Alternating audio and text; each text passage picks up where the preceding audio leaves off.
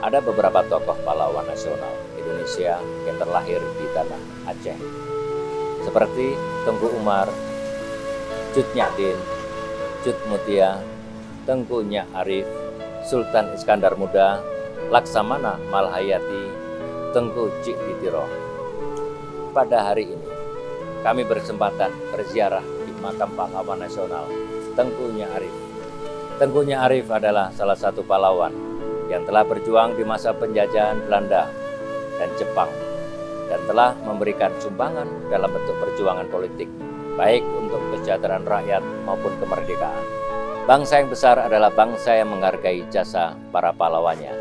Mari kita jadikan momentum ini dengan memperkokoh persatuan untuk membangun negeri dengan semangat kepahlawanan. Saya Irjen Pol Dr. Andes Ahmad Haidar, SHMM, selaku Kapolda Aceh, mengucapkan Selamat Hari Pahlawan 10 November tahun 2022. Pahlawanku, teladanku,